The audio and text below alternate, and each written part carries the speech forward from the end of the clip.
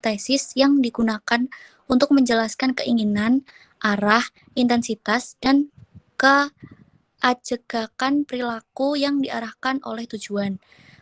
UNO 2007. Next. Dan selanjutnya yaitu proses motivasi. Nah, proses motivasi dimulai dari kebutuhan yang tidak terpuaskan. Kebutuhan yang tidak terpuaskan akan menciptakan tujuan yang diinginkan. Ulangin, maaf. Kebutuhan yang tidak terpuaskan akan menciptakan dorongan bagi seseorang untuk mencapai tujuan yang kita inginkan. Selanjutnya yaitu dorongan. Dorongan dari diri sendiri maupun dorongan dari orang lain menimbulkan adanya perubahan perilaku untuk bergerak maju, sehingga kebutuhan akan terpenuhi sesuai dengan tujuan yang kita inginkan. Next.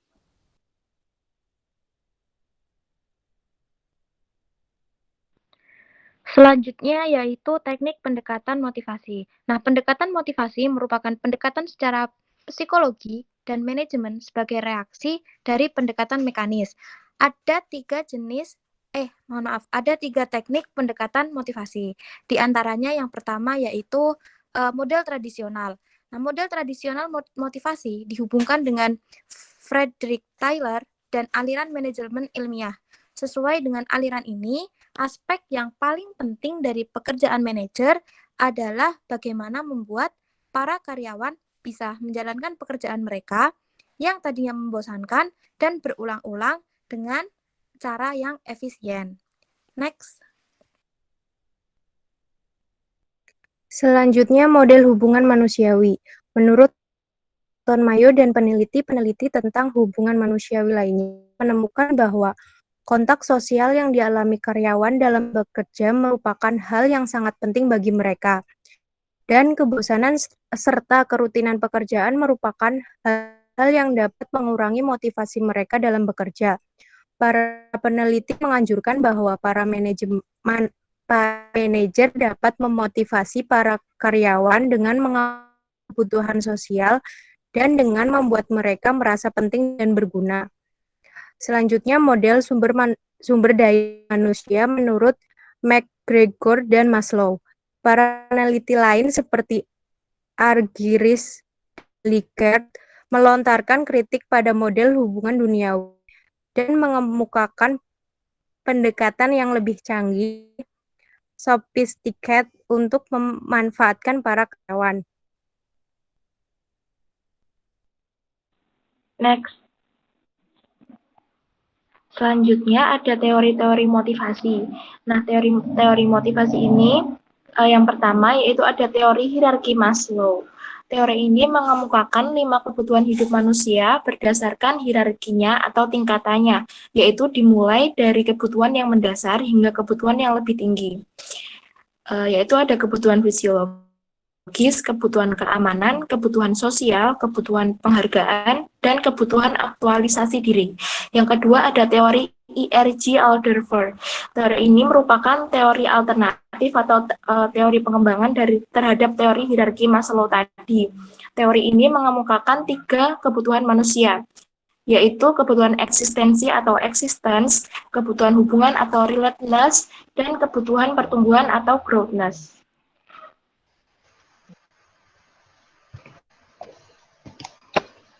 Selanjutnya teori yang ketiga, teori kebutuhan MC Cleland, seorang psikolog Amerika Serikat yang bernama David MC Cleland mengemukakan hubungan antara kebutuhan pencapaian, afiliasi, dan kekuatan pada akhir tahun 1940-an, yaitu kebutuhan akan pencapaian, kebutuhan akan afiliasi, dan kebutuhan akan kekuasaan. Teori yang keempat yaitu teori motivator Eugene Herberg. Dari hasil penelitian Frederick Herberg ditemukan 2 faktor yang berbeda, yaitu kepuasan dan ketidakpuasan dalam bekerja. Teori yang kelima, teori harapan Fromm. Teori motivasi yang beranggapan bahwa orang-orang termotivasi untuk melakukan sesuatu karena menginginkan suatu hasil yang diharapkan. Mentally, Valensi. Valensi.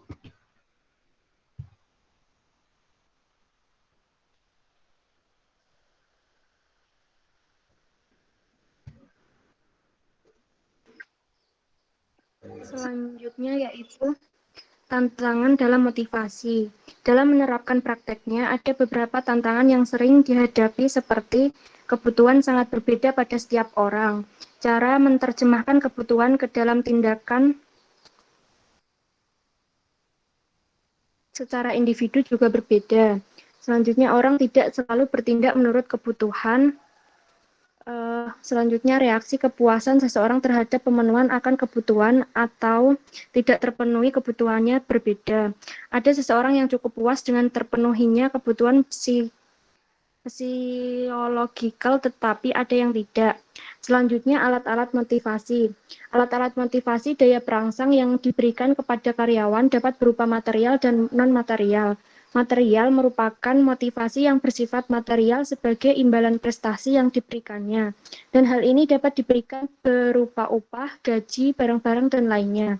Sedangkan non-material merupakan motivasi yang tidak berbentuk materi, dan hal ini dapat berupa diberikan kesempatan untuk mengikuti pelatihan, ujian, sertifikat, piagam, dan lainnya.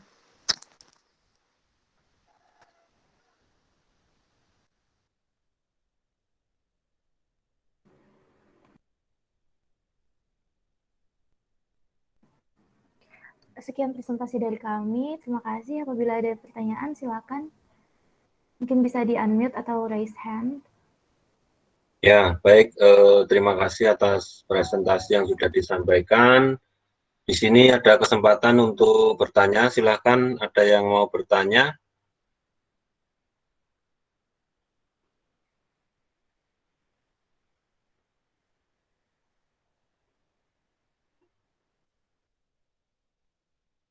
Ada yang mau bertanya? Ya, sambil mungkin ada yang mau ditanyakan, tapi masih ragu atau masih mencari pertanyaan, ya saya menambahkan ya kaitannya dengan motivasi. Ya, kenapa sih kita perlu belajar tentang motivasi? Ya, meskipun mungkin dari kaitannya dengan background pendidikan kalian yaitu kesehatan, nah motivasi itu juga penting bagi mempelajari ini untuk kepentingan kesehatan.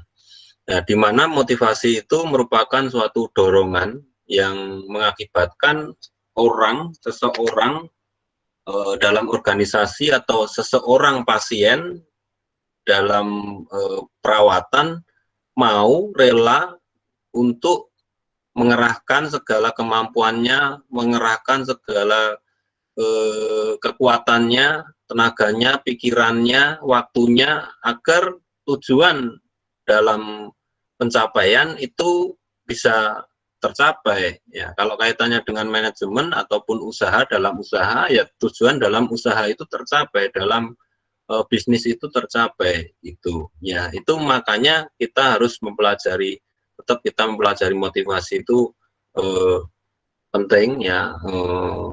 Kan ini juga dipelajari di psikologi, mungkin di kelas psikologi ataupun di materi psikologi, ya psikologi hampir ataupun penting juga di ada manajemen itu memasukkan sektor-sektor itu yang kaitannya dengan ataupun materi-materi itu. Di mana kalau kita bicara di manajemen itu ada 3 bagian, ada pemasaran, ada keuangan, dan ada SDM. Nah, di sini kaitannya dengan SDM, hubungan dengan orang lain, hubungan dengan kelompok kerja. Ini kan juga ada faktor psikologinya, ya. Makanya hampir mirip untuk materinya ataupun mungkin penyampaiannya yang kaitannya motivasi, ya sama dengan di psikologi, yang dimana kalau pada dasarnya kalau di banyak penelitian teori hierarki Maslow itu sering digunakan, yang dimana ada tingkatannya, ada kebutuhan fisiologis, kebutuhan dasar, kebutuhan keamanan, sosial, harga diri, dan aktualisasi diri. Di mana yang namanya sebuah kebutuhan itu menjadi proses awal motivasi itu terbentuk, karena adanya kebutuhan akhirnya memunculkan sebuah dorongan untuk melakukan yang kaitannya untuk makan, untuk menghasilkan uang, untuk menghasilkan materi. Nah, ini sebuah kebutuhan, dan akhirnya mendorong untuk bekerja, untuk melakukan apa yang sudah disarankan. Nah, ini kan ada dorongan di situ muncul, dan akhirnya melakukan tindakan yang kaitannya yang di situ melakukan pekerjaan, dan akhirnya muncul di kepuasan pekerjaan ataupun kepuasan karyawan dalam melakukan pekerjaan. Ya, kalau kita bicara motivasi, bisa menjadi faktor X ataupun faktor Y dalam sebuah penelitian. Maka tidak heran banyak yang melakukan penelitian ini di berbagai macam objek, ya, entah itu dari kesehatan, entah itu dari organisasi, entah itu dari instansi, ataupun dari mahasiswa ataupun pelajar. Itu banyak artikel yang meneliti tentang hal itu, bisa kalian cari ya. Mungkin kalau kaitannya dengan kalian, ya ini juga bisa, maksudnya dengan background kesehatan di gizi, ya ini bisa menjadi penelitian juga untuk dilakukan di sebagai skripsi kalian yang kaitannya faktor motivasi kan ada banyak. Nah, itu apa saja nanti bisa diteliti dan bisa dijadikan penelitian untuk skripsi, yang dimana orang agar mau mengkonsumsi makanan, agar mau melakukan program yang dianjurkan oleh ahli gizi. Ini kan ada motivasi-motivasi yang harus disampaikan seperti itu. Yang kaitannya dengan tadi 5 faktor ataupun teori hierarki kebutuhan Maslow, dari keadaan kebutuhan dasar yang kaitannya dengan makan, minum, istirahat, dan sebagainya, kebutuhan akhirnya muncul kebutuhan rasa aman, ya, rasa aman, perlindungan dan stabilitas dalam bekerja, dan akhirnya kebutuhan sosial, ya, cinta, kebutuhan harga diri, dan akhirnya aktualisasi diri mengenai potensi yang ada dan yang ada di dalam diri masing-masing orang, ya. Kalau kaitannya dengan intrinsik dan ekstrinsik, ya, kalau kita bicara intrinsik, ya kaitannya dengan diri sendiri, ya, faktor yang berasal dari diri sendiri, ya, kaitannya dengan prestasi, pengakuan, pekerjaan itu sendiri, tanggung jawab, pengembangan individu. Jadi ketika orang yang mau diakui sebagai orang yang seandainya kalian diakui bahwa kalian lulus, untuk segera lulus mendapatkan predikat sarjana S1, ya, motivasinya kalian harus segera menyelesaikan skripsi. Nah, itu kan bentuk dari pengakuan. Ketika nanti kalian diakui hasilnya, berarti kalian puas. Oh, saya sudah alhamdulillah bisa diakui dan akhirnya bisa lulus. Dan kaitannya dengan pengakuan yang lainnya, yang entah itu apa, kaitannya dengan tinggal kebutuhan atau kebutuhan ataupun harapan yang dicapai seperti apa, dan itu akan memunculkan pengakuan, memunculkan prestasi, ya, bagi diri sendiri, tanggung jawab juga akhirnya muncul kaitannya dengan faktor intrinsik itu, ya. Terus ke faktor ekstrinsik, ya, kaitannya dengan gaji, upah, kalau kita bekerja, terus kondisi kerja, terus hubungan antar pribadi, ya, dengan kondisi yang baik, kondisi yang nyaman, kondisi yang stabil, yang harmonis, orang itu akan bekerja secara mati-matian atau maksudnya all out dalam melakukan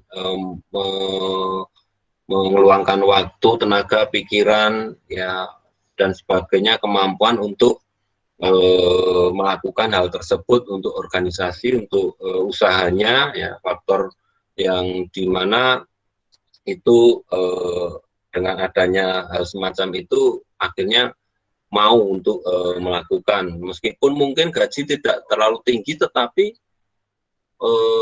apa namanya, kondisi lingkungan, kondisi kelompoknya ataupun kondisi organisasinya itu nyaman, ya dia akan loyal, dia akan melakukan, tetap mau melakukan dengan yang terbaik meskipun kurang dalam gajinya, kurang dalam upahnya. Ya.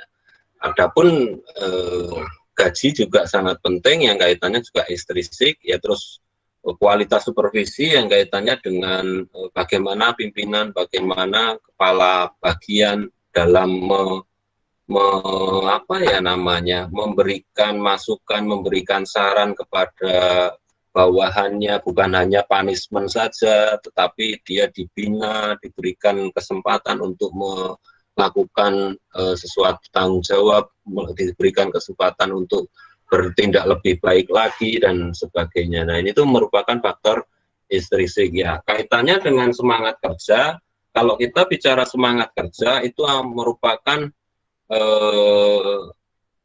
disebabkan oleh hubungan yang harmonis. Jadi ketika hubungan yang harmonis, akhirnya semangat untuk bekerja. Dan akhirnya ada lagi yang kaitannya dengan kepuasan, ya di mana dia puas dengan apa pekerjaannya, tugasnya, ya karena dia diberikan tugas yang memang sesuai dengan yang disenanginya, ya akhirnya puas dan itu akan menjadikan semangat. Terus suasana iklim kerja itu juga menjadi semangat. Terus kepuasan ekonomis yang dimana imbalan yang dirasa itu adil, ya meskipun sedikit, sama-sama sedikit itu tapi adil, ya itu akan menjadikan apa namanya, orang itu tetap semangat bekerja. Terus ketenangan jiwa akhirnya yang didapat, yang dimana perlindungan atas segala sesuatu yang membahayakan dirinya, yang sesuatu yang memberikan keamanan untuk karirnya. Nah, ini akan menjadikan ketenangan dalam bekerja dan akhirnya tetap semangat dalam bekerja. Jadi apa namanya, sesuatu yang itu bisa diharapkan, sesuatu yang itu bisa apa ya, didapat, akhirnya tenang, tenang dalam apa namanya menjalankannya, ya akhirnya dia akan sepenuhnya melakukannya, ya beda dengan seperti halnya contoh seperti ini ya, bekerja suruh apa optimal, tetapi kondisi di luar pandemi masih berlangsung. Nah ini kan ketenangan jiwa kita tidak dapat, ya akhirnya ya kerjanya juga setengah-setengah ketika harus bertatap muka langsung karena ada kecenderungan was-was, jangan-jangan, nah seperti itu nanti muncul dan akhirnya malah tidak ada semangat untuk bekerja. Tetapi ketika ini dilakukan tanpa bertatap muka, ya tetap harus ada semangat untuk melakukan apa pembelajaran yang itu dalam ketenangan jiwa didapat oleh setiap individu. Ya demikian. Mungkin ada apa namanya pertanyaan yang ingin disampaikan, silahkan. Presensinya sudah saya share, sudah muncul ya? Sudah, Pak. Oke. Ada pertanyaan dari kelas ini? Kalau tidak, silakan nanti tetap mencari referensi, mempelajari apa yang sudah saya share juga di DOL, materinya kaitannya dengan materi, dengan apa video yang sudah saya share juga, dan di presensi juga ada resume dan pertanyaan, silahkan kalian jawab. Nah, ketika itu tidak dijawab, ya berarti tidak bisa ikut presensi. Jadi makanya saya membubuhkan pertanyaan dan resume di situ. Mungkin begitu untuk kelas A. Ada pertanyaan? Tidak ada? Kalau tidak ada, mungkin kita akhiri aja karena sudah jam 12 lewat, karena harusnya jam 12 ya. Tapi tadi ada kendala di kelas sebelumnya, dan ini tadi di sini juga ada kendala. Tetap nggak apa-apa, kita ngemolor sedikit. Ya, kurang lebihnya mohon maaf untuk pertemuan kali ini. Terima kasih kelompok motivasi sudah menyampaikan presentasinya, materinya, yang harapannya itu bisa didapat oleh kita semua. Kurang lebihnya mohon maaf. Akhirul kalam, semoga bermanfaat. Wassalamualaikum warahmatullahi wabarakatuh.